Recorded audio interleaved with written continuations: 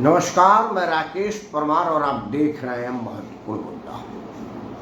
मित्रों, महत्वपूर्ण मुद्दे में तो आज सबसे महत्वपूर्ण था कि आज अंतर्राष्ट्रीय योग दिवस था। मैं भी योग दिवस मनाया।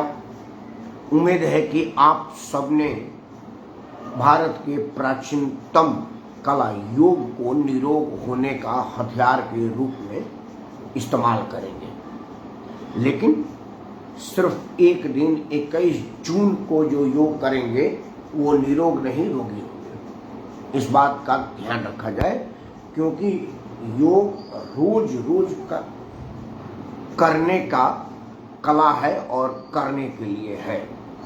एक दिन करने से आदमी निरोगी नहीं होता है। तो आपसे हाथ जोड़ के प्रार्थना है कि सबसे पहले तो आप इस चैनल को सब्सक्राइब करें, वीडियो को लाइक करें, अपने सभी समूहों में साझा करें और योग को रोज करें, क्योंकि नित्य अपना योग सदा रहे निरोग। खैर, आज का महत्वपूर्ण मुद्दा शाम होते होते तुरंत अभी भारतीय जनता पार्टी के राष्ट्रीय अध्यक्ष श्री जगत प्रकाश नड्डा साहब ने पत्रकार वार्ता में संबोधित किया कि पूर्वोत्तर से, पूर्वी भारत से एक आदिवासी शिक्षित महिला को भारत के अगले राष्ट्रपति के रूप में उम्मीदवारी दिया जाएगा। श्रीमती द्रौपदी मुर्मू, जो कि शिक्षा से जुड़ी हुई हैं, भारतीय जनता पार्टी के लिए अपने जिला के अध्यक्ष के रूप में काम कर चुकी हैं। पार्षद जैसे छोटे राजनीतिक पद से लेकर के राज्यपाल जैसे पद पर पहुंची है, वो उसमें उनके काबिलियत, मेहनत, ईमानदारी और लगन को दर्शाता है। गणित के हिसाब से भारत के अब सर्वोच्च सीट पर वो सुशोभित करेंगी, ऐसा गणित बता रहे, क्योंकि राष्ट्रपति का चुनाव गणित का चुनाव है। नीतीश कुमार के पलटू चरित्र के वजह से जो असमंजस स्थिति उत्पन्न हुई थी, वो महाराष्ट्र में राजनीतिक संकट और महाराष्ट्र में 36 विधायकों का बाला साहब ठाकरे के परिवार से बगावत, स्व को बाला साहब का असली वारिस घोषित कर देने और उड़ीसा के होने के वजह से उड़ीसा के मुख्यमंत्री वैसे भी नरेंद्र मोदी के बड़े करीबी हैं और हर मामले में मोदी का राजनीतिक मदद करते रहते हैं और खुले दिल से करते हैं। तो जब अपने यहाँ के ही कैंडिडेट को मुख्य राष्ट्रपति का कैंडिडेट बनाया जाएगा, तो मुझे नहीं लग रहा है कि वो उनको मतदान नहीं देंगे। झारखंड का शिबू सोरेन परिवार, जो अभी हेमंत सोरेन वहाँ का मुख्यमंत्री है, अपने पूर्व राज्यपाल को शायद मताधिकार दे। और इस तरह से जो पूर्वोत्तर के राज्य हैं, जहाँ पर आदिवासी बहुल इलाका है, वो आदिवासियों की सम्मान, महिला को सम्मान, शिक्षित महिला के सम्मान में लग रहा है कि अब यशवंत सिन्हा जी के लिए सिर्फ फॉर्मेलिटी रह गई है कि उनको पर्चा भरना है और हारना है।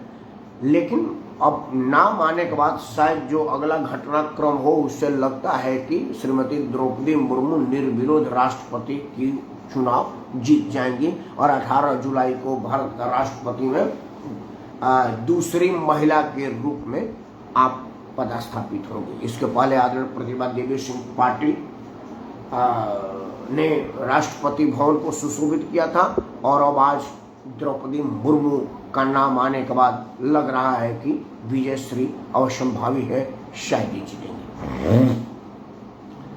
मित्रों, आज ये महत्वपूर्ण मुद्दा नहीं था, क्योंकि ये तो मेरे कैमरा खोल के बैठ के आने से पहले ये आया कि द्रौपदी मुर्मू जी को राष्ट्रपति की उम्मीदवारी मिली है एनडीए की तरफ से, इसलिए हमने आपको सूचना हेतु सूचित किया।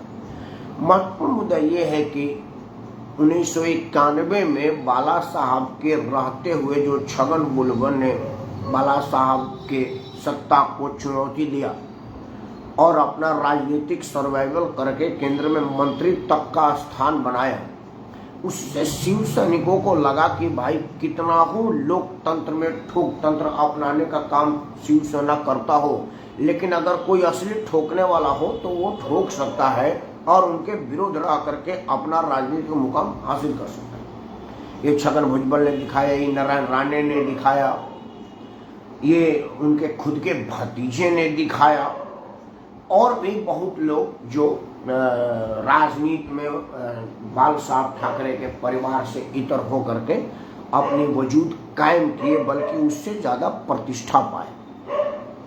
अगला जो नाम है वो रामनाथ शिंदे। हालांकि रामनाथ जी का जो राजनीतिक वजूद है, इससे समझ लीजिए कि बाला साहब ठाकरे अपने जीवन काल में इनको अपना राजनीतिक वारिस के रूप में देखते थे। और पूरे ठाणे जिला जो है वो मुंबई से जस्ट सटा हुआ है। जैसे हम जैसे लोग जाते हैं तो लगता नहीं कि थाना और मुंबई अलग है, लेकिन जो वहाँ के लोग हैं उन्हें पता है कि मुंबई और थाना अलग अलग जिला है। वहाँ का कमिश्नर मतलब नगर निगम का कमिश्नर अलग है, जैसे मुंबई कमिश्नर अलग बैठता है, थाने कमिश्नर अलग बैठता है। तो थाने कमिश्नरी के पार्षद से लेकर के चेयरमैन से लेकर के कैबिनेट मंत्री तक का शपथ करने वाला कोविंद अपने शिंदे अपने आप में एक राजनीतिक शख्सियत है। और उनके बगावत का असर ये हुआ कि ठाकरे परिवार की चूल्हे हिल गई हैं। ये तो समाचार है। अब मेरा अपना कहना है, मेरा ये स्लोगन है कि नमस्कार, मैं राकेश परमार और आप देख रहे हैं महत्वपूर्ण मुद्दा। हमारे चैनल पर उन्हीं विषयों पर विश्लेषण दिखाई, बताई या सुनाई जाती है जो और कहीं नहीं। तो अगर मैं भी सिर्फ सूचना दूं कि रामनाथ शिंदे आए गए और क्या क्या किए, तो फिर हमारा होने का क्या मतलब है। तो चर्चा इस बात पर कि शिंदे को क्यों मजबूर होना पड़ा उस राजनीतिक परिवार से बगावत करने का जहां से उनकी राजनीतिक वजूद बनी, जहां से उनको राजनीतिक पहचान बनी। मुंबई में ऑटो ड्राइवर और बियर कंपनी में मजदूरी से लेकर के महाराष्ट्र के कैबिनेट मंत्री नंबर 2 की पोजीशन तक जो आदमी लाया, उसको छोड़ने की क्या जरूरत पड़ी। इस विषय पर आज दिन भर में मैं 4-5 समाचार चैनलों पर था, लेकिन वहां पर समय की बाध्यता होती है।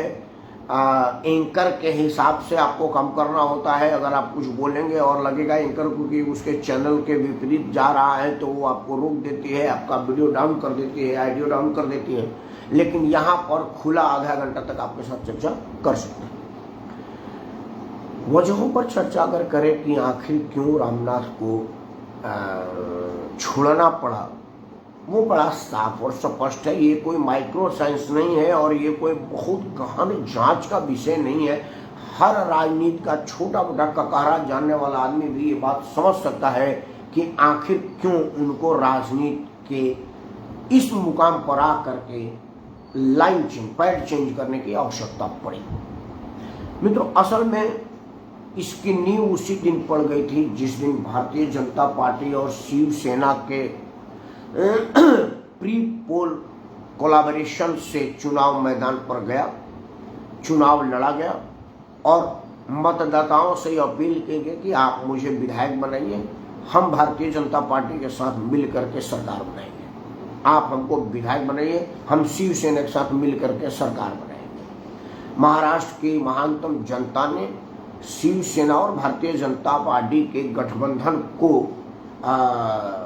मताधिकार दिया था और दोनों लोगों को मिलाकर के एज यूजुअल सरकार बनाने से ज्यादा बहुमत दिया जो पहले से दी आई है। चूंकि अटल बिहारी वाजपेयी और बाला साहब ठाकरे में जब इस बात के गठबंधन का शुरुआत हुआ, तो बाला साहब ठाकरे और अटल बिहारी वाजपेयी में हुई कि भाई चाहे शिवसेना की सीट कितना हो कम हो, कुछ भी हो, मुख्यमंत्री शिवसैनिक ही होगा। और अपने आदरणीय अटल बिहारी वाजपेयी अपने पूरे जीवन काल तक इस बात को करते रहे। उन्होंने ये नहीं देखा कि भारतीय जनता पार्टी की सदस्य संख्या कितनी है, उन्होंने कहा कि भाई मुख्यमंत्री आपका होगा। नरेंद्र मोदी में ये महानता है कि वो इस तरह की अगर कोई कमिटमेंट करते हैं तो उसको पूरा करते हैं। बिहार इसका ताजा उदाहरण है, जहां पर चौथा पोजीशन लाने के बाद भी नीतीश कुमार को मुख्यमंत्री के रूप में बर्दाश्त कर रहे हैं, खुली छोड़ दिए हैं, उनको मुख्यमंत्री के रूप में इज्जत बख्शे हैं, कार्यकाल निभाने का मौका दे रहे हैं। अब वो अपने कुबुद्धि बेबुद्धि और पलटने के छवि से वो उनके नाम को डुबा दें, बिहार को लजवा दें, ये नीतीश कुमार का व्यक्तिगत व्यवहार और उनके आचरण को होगा। नरेंद्र मोदी का इसमें कोई दोष नहीं है। वो एज यूजुअल अपने कमिटमेंट के अनुसार उस बात को, उस महान परंपरा को पूरा कर रहे हैं जो आदरणीय अटल बिहारी वाजपेयी से चलते आई है कि रघुकुल रीत सदा चली आई, अब प्राण जाए पर बचन नहीं। लेकिन महाराष्ट्र में क्या हुआ कि अब की बार ये हुआ कि भाई अगर किसी की सदस्य संख्या ज्यादा होगी वो मुख्यमंत्री का दावेदार होगा। और हुआ यही, शिवसेना से just double Bharatiya Janata party को सीट प्राप्त हुआ, जबकि लड़े दोनों बराबर की सीटों पर। मतलब महाराष्ट्र की जनता अब की बार भारतीय जनता पार्टी के मुख्यमंत्री को मुख्यमंत्री के रूप में स्थापित चाहती थी, क्योंकि इसके पहले उन्होंने भाजपा के मुख्यमंत्री के रूप में कार्यकाल देखा था और देखा था कि भाजपा का मुख्यमंत्री होने का मतलब क्या है और भाजपा का मुख्यमंत्री होने का फायदा क्या है, भाजपा के मुख्यमंत्री होने का फिर सम्मान क्या है। तो उन्होंने भारतीय जनता पार्टी को प्रचुर संख्या में सीटें दी, मतलब शिवसेना से जस्ट डबल। लेकिन बाला साहब ठाकरे का जो राजनीति करने का तरीका था कि हमें सत्ता लोलुप नहीं होना चाहिए, हमें सत्ता परिवर्तन और सत्ता पर नियंत्रण जैसे काम करके महाराष्ट्र के हित की बात करनी चाहिए। लेकिन उनके अपने ही पुत्र उद्धव ठाकरे ने बाला साहब ठाकरे के इस सोच को मटियामेट कर दिया और सीट के लालसा में वो ऐसे आदमी, ऐसी शख्सियत, ऐसी राजनीतिक दल से कोलाबोरेशन के जिसका बाला साहब ठाकरे चिमटी से चुनाव में पसंद नहीं करते। मतलब कांग्रेस के घोर विरोध की राजनीति करने वाले बाला साहब ठाकरे का बेटा अगर कांग्रेस के गोद में जाकर के बैठ गया, शरद पवार के साथ ही बाला साहब ठाकरे की राजनीतिक विरोध थी। बाला साहब ठाकरे की सीधी लड़ाई वहां पर शरद पवार और उनके स्थानीय वर्चस्वों और दबंगों के साथ हुआ करता था। उन्हीं के साथ राजनीति करने की जब मजबूरी, सीट के लालच में, मुख्यमंत्री बनने के लालसा में, मुख्यमंत्री बनने की सीट पिपासा में जो उन्होंने किया, उसको देख करके जितने शिव सैनिक थे वो सबका आत्मा रोने लगा और उन सब ने घोर विरोध किया, जिसमें रामनाथ शिंदे भी थे। शिंदे साहब ने भी खुला विरोध किया था कि हम अपने परंपरागत एलआई को छोड़ करके एक ऐसे एलआई के साथ जा रहे हैं जो हमारा नेचुरल एलायंस नहीं है। इनके साथ आगे की लड़ाई बड़ा मुश्किल होगी, क्योंकि दूध और तेजाब को एक साथ रखिएगा तो वो फट जाएगा, ना वो पनीर के काम में आएगा ना उसका दही बनेगा। लेकिन अगर दूध और दही को एक साथ रखा जाएगा तो वो शानदार दही बनाएगा, उसमें मट्ठा भी मिलेगा जो स्वास्थ्य के लिए फायदा करता है, उसमें मक्खन भी मिलेगा जिसका घी बन सकता है। मतलब उसका एक एक चीज इस्तेमाल होगा और स्वास्थ्यवर्धक होगा और सुपाच्य होगा, सामान्य होगा। लेकिन ठाकरे परिवार में कुछ विदर्भियों ने, ठाकरे परिवार के नाश करने वालों ने ये मौका तलाशा कि एक ऐसा माहौल क्रिएट कर दिया जाए जिससे ठाकरे का राजनीति वजूद ही खत्म हो जाए। ये कुछ उसी तरह का प्रयास था जिस तरह का उत्तर प्रदेश में अमर सिंह ने मुलायम सिंह के साथ करने का कोशिश किया था। अमर सिंह को लगा कि भाई मुलायम परिवार की राजनीतिक वजूद इतनी मजबूत हो गई है एमवाई कॉम्बिनेशन से, और घोर मुस्लिम परस्ती और हिंदू हितों की अवहेलना, निहत्थे कार सेवकों पर सरेआम जनरल डायर की तरह से गोली चला करके मुलायम सिंह ने ये प्रतिष्ठा हासिल कर लिया है कि वो मुस्लिम परस्ती में अपने भाइयों पर गोली चलवा सकता है, जनरल डायर से भी ज्यादा खुखार आतंकी और बहसी दरिंदा हो सकता है। तो मुसलमानों ने खुला समर्थन दिया मुलायम सिंह का। मुसलमानों ने मुलायम सिंह पर इतना समर्थन, भरोसा किया जितना वो अपने नेताओं पर या अपने मौलानाओं पर नहीं। अमर सिंह चूंकि वही मुलायम सिंह के पार्टी में थे और इस बात को समझ रहे थे, उन्हें लगा कि यार यही अगर वजूद रहा तो क्या होगा, क्योंकि मुलायम सिंह यादव रहे, अपने शिवपाल को बना दिए, अपने पूरे खानदान को कुछ ना कुछ कर दिए, बेटा को वारिस बना दिए, मतलब हम यहाँ पर सिर्फ अटैची उठाएंगे क्या। तो अमर सिंह ने एक शानदार चाल चला और उस कल्याण सिंह के साथ राजनीतिक गठबंधन करा दिया जिस कल्याण सिंह और मुलायम सिंह की अदावत जग जाहिर थी। सीधे दूध और तेजाब को एक कटोरी में डाल दिया। इससे क्या हुआ कि देशवासियों को एक चीज जानने का मौका मिला, खासतौर से मुसलमानों को, क्योंकि मुसलमान कल्याण सिंह को फूटी आंख नहीं चाहते थे, कल्याण सिंह को एक सेकंड देखना भी नहीं चाहते थे। कल्याण सिंह अपने जीवन के अंतिम काल तक अगर किसी से बहुत बड़ा थेप था तो वो उग्र स्वभाव के मुसलमानों से था, क्योंकि मुसलमानों को लग रहा था कि कल्याण सिंह असली भारत के बेटा है, भारत के लाल है। वोट बैंक के लालच में वजूद पर समझौता नहीं करेंगे और झुकेंगे नहीं, वो वही करेंगे जो संविधान में लिखा हुआ है। संघ का कार्यकर्ता होने के नाते राष्ट्रवाद से इतर नहीं हो सकते और हमारे सामने झुक नहीं सकते, तो वो उनका दुश्मन थे। जबकि उसके विपरीत मुलायम सिंह में मुसलमानों ने देखा कि वोट के लिए अपने भाइयों पर गोली चलवा सकता है आदमी, जनरल डायर से भी ज्यादा दर कमीना हो सकता है, खुखार आतंकी बासी दरिंदा हो सकता है, तो इसको दो, क्योंकि ये हमारा पिट्टू है, हमारा तलवे चाटने वाला आदमी, हमारे सामने झुका रहेगा, शस्त्रांग बना रहेगा, तो वो उसको किए। लेकिन जब मुलायम सिंह और काशीराम कल्याण सिंह जी एक होकर के चुनाव लड़े तो फिर मुसलमानों को ये विचार करना पड़ा कि यार ये सीट और कुर्सी के लिए तो ये किसी के भी हो सकते हैं, ये कब किसका बाप बन जाए, किसको अपना बाप बना ले और किस पर लात मार के हटा दें, ये तो बड़ा मुश्किल बात है, समझना बड़ा मुश्किल है। तब मुसलमानों ने कुछ सोचना शुरू किया, जिसका परिणाम हुआ कि 2014 में जब नरेंद्र मोदी ने प्रधानमंत्री के रूप में दावेदारी की तो उत्तर प्रदेश के मुस्लिम बहुल इलाके में भारतीय जनता पार्टी की विजय सीट प्राप्त हुई और 80 में से 73 सीट जीत करके भारतीय जनता पार्टी ने अपना परचम लगाया। उसके पहले जो आदरणीय योगी आदित्यनाथ जी का पहला कार्यकाल था उसमें 75 मुस्लिम बहुल विधानसभा सीट में 73 सीटें मुसलमानों का भारतीय जनता पार्टी की झोली में गया, क्योंकि उनको समझ में आ गया कि हमारा असली भलाई कौन कर रहा है, हमारा कल्याण कहाँ पर है। वो एक अलग मुद्दा है। आ जाते हैं बाला साहब ठाकरे को। तो बाला साहब ठाकरे के कुछ जानने वाले जिनको लगा कि भाई पहले हम ठाकरे की चाकरी करते थे, अब उनके पुत्र उद्धव ठाकरे जो कि ठाकरे जी के राजनीति करने के टाइम कार्टून बनाया करते थे या फिल्मी पार्टियों में घुमा करते थे, क्योंकि उद्धव ठाकरे का राजनीतिक वजूद, राजनीतिक हैसियत यही था कि वो ठाकरे का बेटा होने के नाते वहाँ का शहंशाह था। जिस फिल्मी पार्टी में चला जाए हीरो से ज़्यादा सम्मान पाता था, मजबूरी में डर में लोग करते थे। हीरो हीरोइनों के साथ बैठ करके अपना पार्टी शार्टी ऐश ये वो सब जो मैं नहीं कहना चाहता, वो सब तो झूठी था उस सबों के लिए, वो तो उसका वो पेंगोंग का भी यही हाल है। तो वो यही करता था और कार्टून बनाता था राजनीति में, बल्कि राज ठाकरे बाला साहब ठाकरे के कंधे में कंधा मिलाकर के चलता था और उसकी बढ़ोतरी का सहारा था।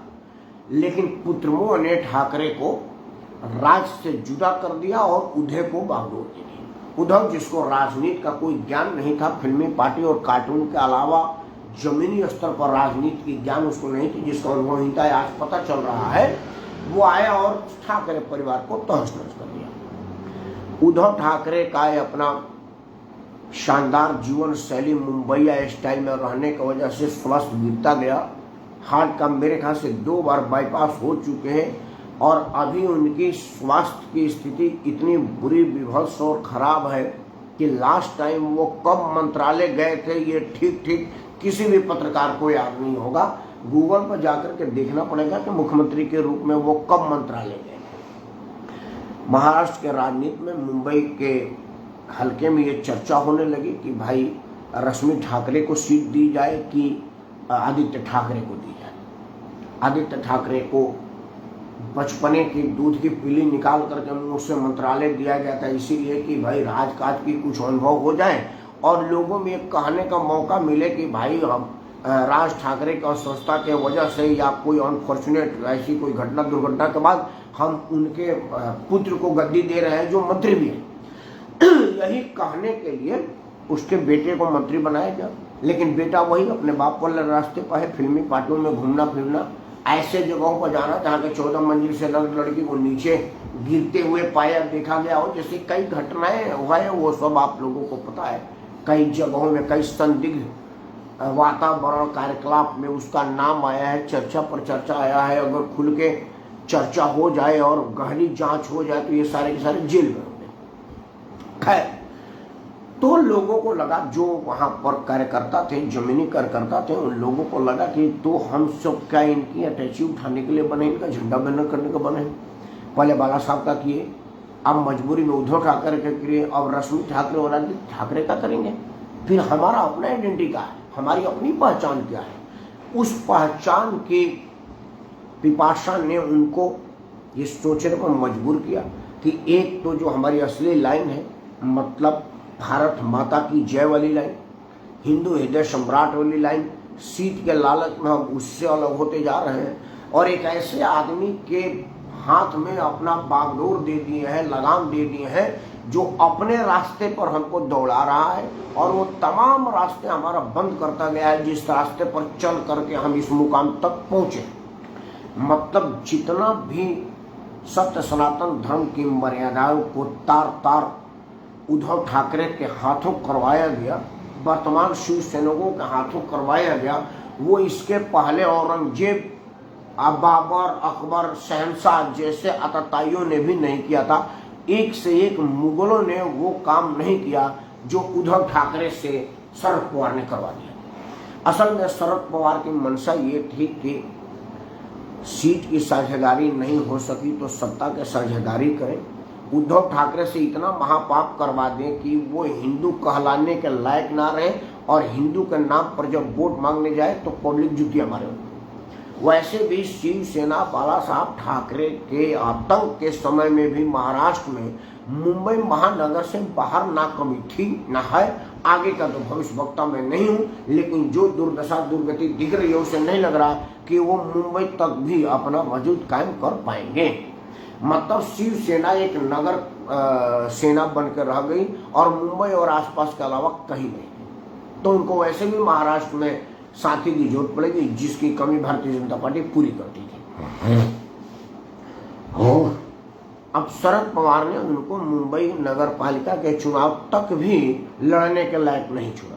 ये सब रामनाथ शिंदे जैसे पुराने लोग इस बात को समझे और समय समय पर सार्वजनिक मंचों पर और पार्टी मीटिंग में और एकांत वाले मीटिंग में भी इस बात का चर्चा किया, आगाह किया। लेकिन सत्ता मद में और कुर्सी चले जाने के खतरे ने उद्धव ठाकरे को एकदम धृतराष्ट्र बना दिया है। उनको कुर्सी के अलावा कुछ नहीं दिख रहा है। उनको लग रहा है कि अब कुर्सी जाएगी तो फिर दोबारा राजनीति में पलट करके इस मुकाम पर आने की कोई दूर दूर और बहुत दूर तक कोई उम्मीद नहीं है। तो जितना दिन तक सत्ता सुख मिल रहा है उसको भोग लेने दो, उसके बाद तो हम तो जाएंगे शर्म, तुम्हें भी साथ ले जाएंगे। वाला हाल है, अपने तो सत्यानाश करवाएंगे, तुझको भी नाश करवा देंगे कि शिवसेना के नाम पर कोई आदमी चुनाव लड़ने छोड़े खड़ा होने की हिम्मत नहीं करेगा। यही स्थिति हुई, तब जा करके ये इतना बड़ा बगावत होने का माहौल बन पाया और आज नंबर 2 के हैसियत वाला आदमी 26-36 विधायकों को लेकर के सूरत में आराम फरमा रहा है और मुंबई में 14 विधायक पहुंचे थे और वो कुछ ठोक तंत्र वाले पहुंचे थे जो अपने एक विधायकों के साथ ठोक तंत्र बनाने की सार्वजनिक धमकी दे रहे थे।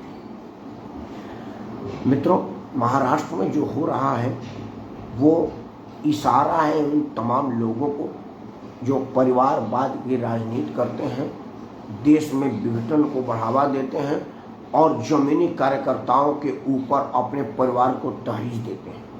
ये इशारा है मुलायम सिंह के लिए, ये इशारा है लालू प्रसाद यादव के लिए, इशारा है ममता बनर्जी के लिए, ये इशारा है चंद्रबाबू नायडू के लिए, ये इशारा है तेलुगु देशम के संस्थापक के लिए, ये इशारा उन तमाम लोगों के लिए है जो राजनीति में परिवार को सर्वोपरि और राज्य को लास्ट मानते हैं और बाकी के नेताओं को अपना चाकर मानते हैं। ये उनके लिए आई ओपनर का काम करेगा। अगर इसको बढ़िया से बारीकी से जांच कर ली जाए, समझ ली जाए, इसके गतिविधियों का मॉनिटर किया जाए, तो जो मैं कह रहा हूँ वो अवश्यंभावी है और यही होगा और हो भी रहा है। खैर, महाराष्ट्र में क्या होगा ये तो मुंबा देवी जाने, गणपति जाने, लेकिन राजनीति में जो होगा वो मुझे दिख रहा है और शुभ ही होगा। क्योंकि अगर गणित को देखा जाए और बयानों को माना जाए, जो सूत्रों से खबरें छन के आ रही हैं, वो ये आ रही है कि उद्धव ठाकरे और शिंदे के बीच बात हुई है, 15-20 मिनट तक लंबी चर्चा हुई है और शिंदे ने एक लाइन का स्टेटमेंट जारी किया है उद्धव ठाकरे के सामने कि भाई मैं पार्टी तोड़ने के लिए नहीं आया हूं और ना ही मैं पार्टी तोड़ने पर भरोसा रखता हूं, क्योंकि पार्टी मेरी है, पार्टी को हम लोगों ने सींचा है, हम बाला साहब ठाकरे के शिव सैनिक हैं, सत्ता के लिए कभी नहीं मरे और सत्ता हमारे संस्कार में नहीं है, हम ठाकरे साहब के रास्ते कदम पर चलने वाले हैं। आप दिग्भ्रमित हो गए हैं और शरद पवार के बहकावे में, सत्ता लोलुपता में आप अपने सब वजूद को, अपने पिताजी के नाम को पूरा का पूरा मिट्टी में मिला रहे हैं। हमारा एक ही अनुरोध है कि आप पुनः उसी राजनीतिक गठबंधन के साथ आइए जो बाला साहब ठाकरे का बनाया हुआ है, मतलब भारतीय जनता पार्टी के साथ मिलकर के सरकार बनाइए, कांग्रेस और राष्ट्रवादी कांग्रेस से पीछा छुड़ाइए और राष्ट्र हित में ये सर्वोपरि निर्णय होगा और भारतीय जनता पार्टी के नेता को मुख्यमंत्री मानिए और स्वयं पूर्व मुख्यमंत्री बन करके आपने आलीशान बंगले में आराम करिए। जीवन भर आपको कमाने की तो जरूरत तो वैसे भी नहीं है, वो तो ठाकरे साहब भी कमा कर बहुत दे गए हैं, क्या करेंगे पैसा कमा करके। अब देखते हैं कि उद्धव ठाकरे सीट की पिपासा को छोड़ते हैं, महाराष्ट्र के हित को आगे रखते हैं या कुर्सी से चिपकर रहने से अपने पूरे राजनीति का सत्यानाश कराते हैं, ये आगे आने वाले दिनों में पता चल जाएगा। लेकिन ठाकरे के अलावा मैं उन तमाम परिवारवादी राजनीतिकों को ये अनुरोध करता हूँ कि जनता का नब्ज पहचानिए और अपने कार्यकर्ताओं के बात को सुनिए, पहचानिए, नहीं तो आपकी भी स्थिति है। इन्हें शब्दों के साथ मैं राकेश कुमार आप सबको पुनः एक बार योग दिवस की हार्दिक शुभकामनाएं देता हूँ, इस अनुरोध के साथ कि नित्य करे योग तभी रहे निरोग। जय हिंद, वंदे मातरम, भारत माता की जय, सर्वोदयों की जय, निरोगी काया की जय और सभी के भाई।